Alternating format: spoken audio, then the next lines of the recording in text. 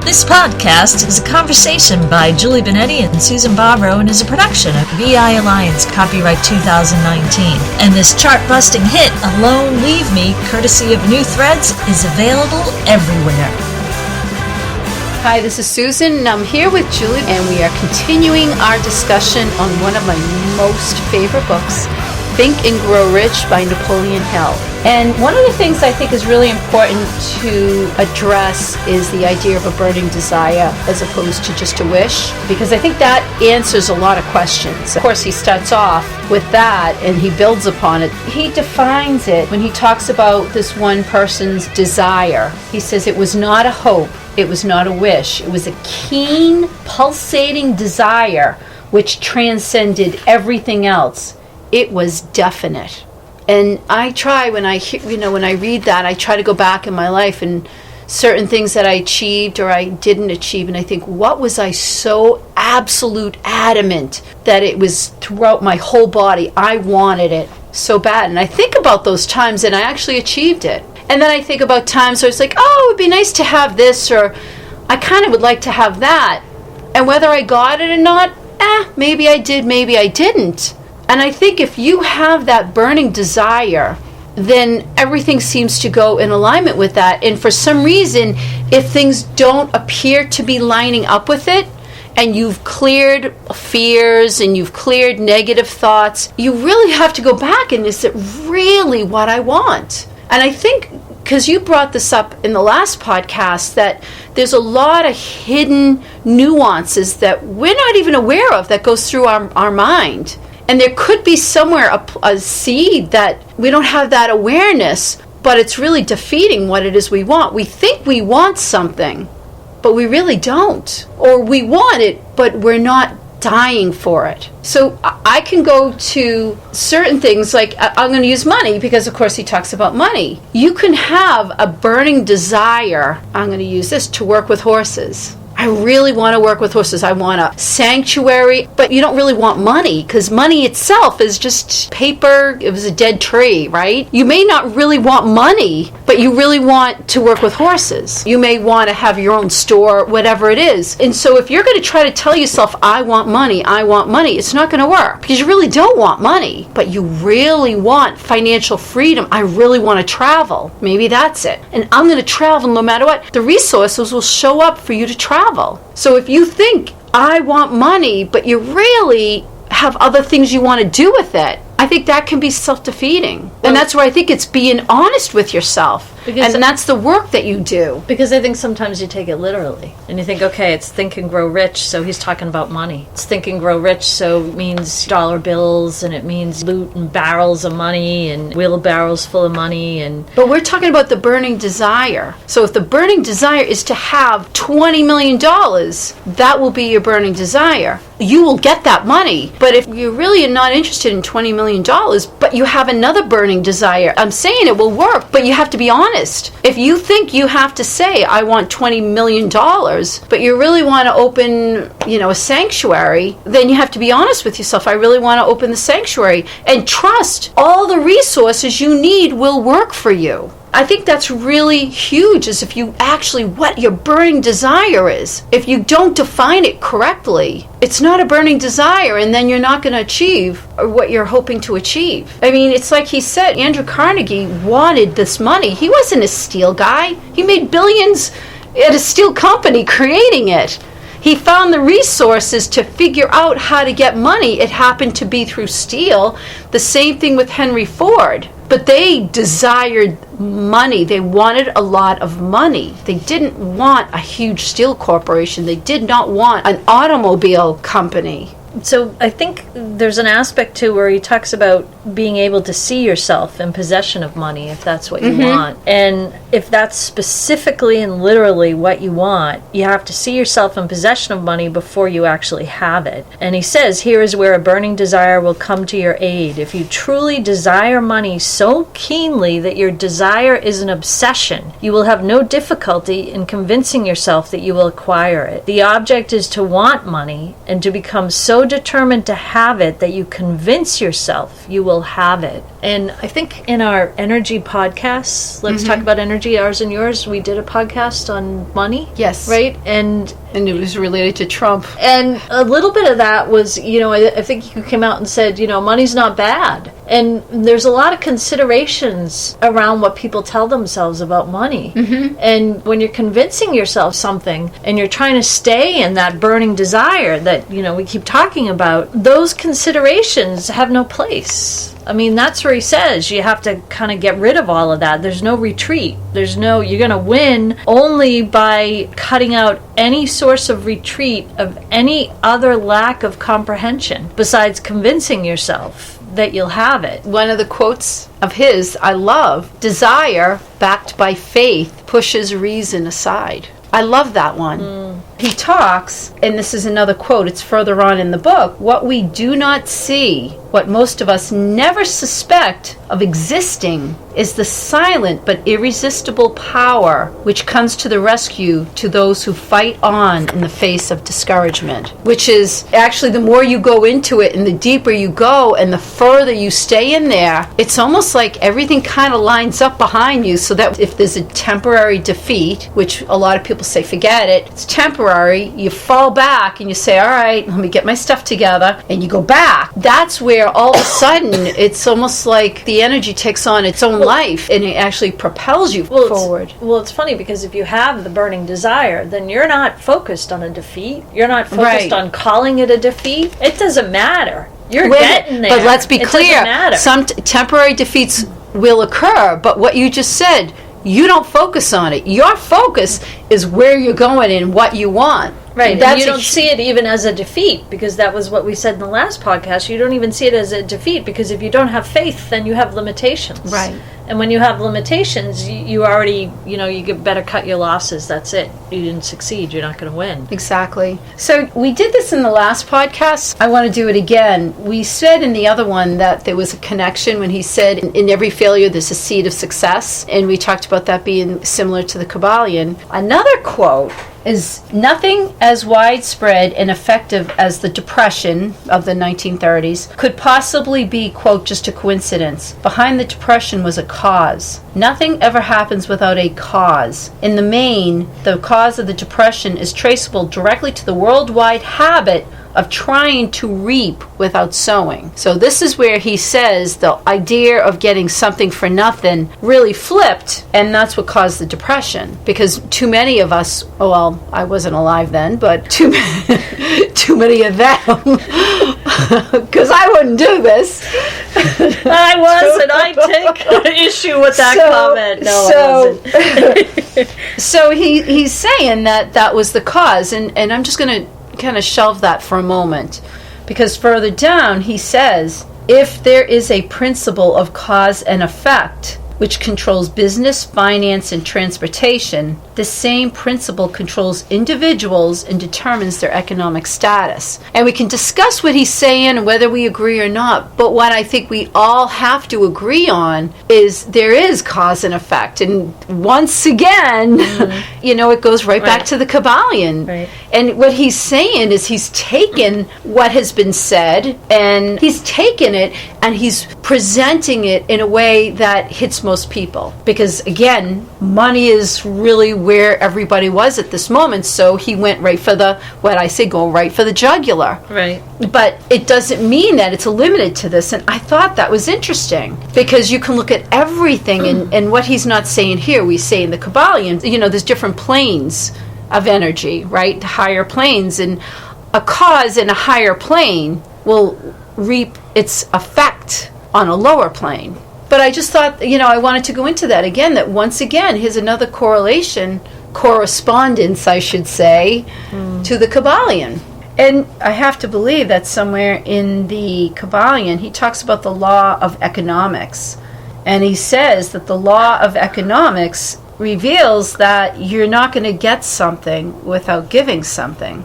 And I just find that interesting, because that's a little bit of what he's talking about when he says the cause of the Depression. And I can understand, because the stock market was, you're supposed to put money in and you don't do anything and you reap these huge rewards. If I bring it to today's times, it was day trading. Oh, you can go make millions in day trading. Everyone was out there signing up and, they're going to make millions. Well, that's not necessarily what happened. Well, the funny thing about that is that you need other people to participate in order for you to make the millions. So when you convince everybody to go and get the stocks and go and do that, if there's nobody buying them, you're not going to make anything. Well, so, if someone's buying it, that means someone's losing. So somebody has to lose so for you to win. So there's a kabbalion right there. Right. But that doesn't work. That doesn't work in the long term. We all know that. But the really great point that you brought up, which was a huge point for me many years ago, was the idea of the mastermind principle, which I've been talking about this for 20 plus years. People think I'm crazy. And so the mastermind principle is one of the things that Napoleon Hill gives a list of things to do. If you omit one of the steps, he says you will not succeed. And one of the things that he lists is surrounding yourself with like-minded people who are in harmony with your end goal. And in doing so, it lifts you up to a higher realm of knowing. Right, and the cool thing about that is, sorry, I was reading a paragraph. I know, I thought I was talking to you. Well, this is a conversation, because that's what I would like to say. Because he talks about having 3 in the group of a mastermind, and we often have these conversations, and guess who the third person is, folks out there in podcast land listening? There's 2 of us, and as we're conversing, this is a huge basis. Yeah, it's why we're doing these podcasts too. Right, and this is a huge basis of, he talks about the mastermind, and he talks about Henry Ford, and he says, any man is educated who knows where to get knowledge when he needs it, and how to organize that knowledge into definite plans of action. Through the assistance of his mastermind group, Henry Ford had at his command all the specialized knowledge he needed to enable him to become one of the wealthiest men in America. It was not essential that he have this knowledge in his own mind. And so the funny part about this is I want to take this into a multitude of layers, because that's beautiful right there. And when you're talking about the mastermind principle, and I've told you this before, in hypnotherapy, if somebody comes in and they want to learn how to play golf really well, and you sit there and you talk to their unconscious, but you don't need to know how to play golf because they do. So it's almost like there's 3 people in the room. There are 3 people in the room. And when he's talking about, what Henry Ford did and what he had at his command and all the knowledge that he had, also, I think what Napoleon Hill is talking about, he's talking about your conscious. We're sitting here, and a lot of times we're just going stream of consciousness back and forth with each other. We don't plan this. We read the books. Right. We do the work. We have the conversations. We stay in the energy, but we're not planning anything. Whether it's goofy or serious, we're not planning anything. No. It just comes out spontaneously. And so in that essence, we're in the energy, yet we're also consciously working with our unconscious, and we're pulling out more information. Well, and we're sharing quotes that. I'm going to read a quote because he states it beautifully. When a group of individual brains are coordinated and function in harmony, the increased energy created through that alliance becomes available to every individual brain in the group. So this isn't just one person. It's not you and I having this conversation, right, and I'm getting this information. What I'm getting, you're getting. What you're getting, I'm getting. And you, the listeners, are also benefiting if you're open to it. It's not that we're telling you, but you're going to hear things from me and from Julie, but then you're going to hear your own stuff. You're going to get it in a different way. That's why sometimes we talk, and you always say, sometimes you listen to the podcast, and who are we talking to?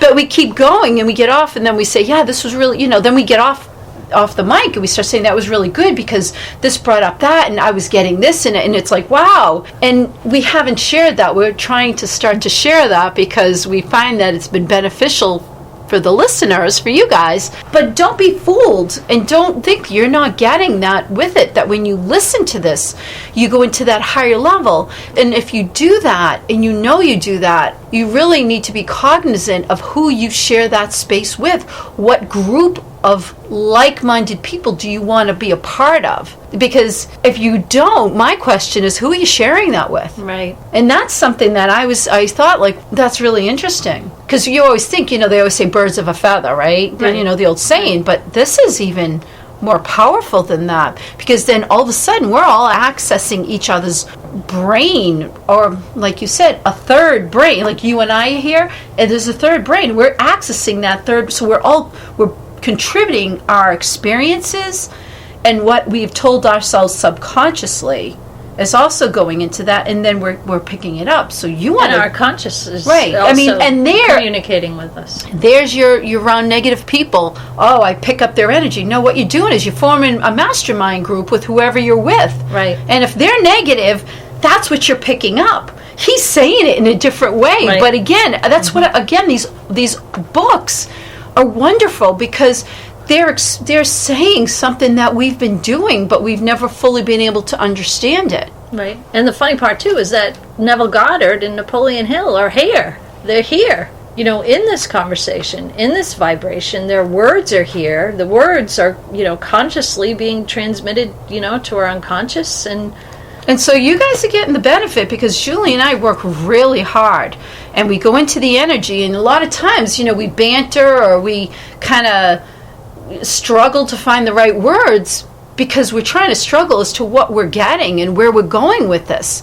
And by being a part of this, you're not listening to negative garbage. This is very empowering stuff. This is very, you want to talk about positive energy. Right. This is steroids of it. Mm-hmm. And by listening to this, and so now here's that's why we started doing this work. And we said, let's do a podcast. Share what we're getting with people out there who are looking to do the same thing. Right. And it's funny, because as Napoleon Hill did that and shared, with the business leaders and stuff, and then wrote it into a book. I mean, we're doing the same thing. We're trying to formulate it into a bunch of ebooks that shares our conversation, but also, we don't stop there. We don't want to stop there, because we want to propel even further. So, if you're listening to this podcast and you're listening to the conversation and you're actually participating, exactly, whether or not you think you are, I mean, from the conscious to the unconscious or subconscious, however you want to say it, to, the vibration of energy, then you turn around and you read a little bit more, of what we put down and what we get down, and we propel even further, and you propel even further, because I propel when I read. Exactly. And to add to what you're saying, when we talk about the mastermind group and we talk about that energy that we're accessing and we're going into, Napoleon Hill refers to it as infinite intelligence, which kind of is a beautiful way of describing it. I think about it. I love it. Infinite intelligence. And one of the things he says, and it's not like he's God, what he said, but, I'm going to use the phrase, it's my aha moment. And I know I hate it, because you resonate with something that feels right. And what he says here, which you got to know, he's talking about the accumulation of power, and it may be obtained, it's being read out of context, but he says the 5 senses of men are not always reliable. And we know that. Our 5 senses are not reliable. He says infinite intelligence does not err. And it's really the truth, because our 5 senses, we know visually the optic nerve blocks a big part of your vision, and our brain fills in with what it's familiar with. So we can't always exactly see things, because it's being blocked, and our brain just tells it what it must be. Our sense of smell is based on, you smell something, but then you can relate it to certain things. Everything, all of our senses are not 100% accurate. That's why we can hear an event and we describe it differently. I mean, that's science. They've shown that. That's in the brain games or whatever. Right. Yet, infinite intelligence doesn't err. You can rely, you can trust. And that's a little bit of when we say to ourselves, I think we can trust ourselves, because you're accessing that infinite intelligence. And that is really what you're accessing when you're working with a mastermind group, which is what we're doing right now. You're a part of it. Listening to this, you're a part of this mastermind group. And the senses, the thoughts that you're getting as you hear these things, that's part of the benefit of it. And I love how he says we can rise to high positions or remain at the bottom because of conditions we can control if we desire to control them. Thank you for listening to this production from EI Alliance. Check out our Amazon authors pages for books and podcasts. Find New Threads music and their latest album on iTunes, Spotify, and newthreads.us.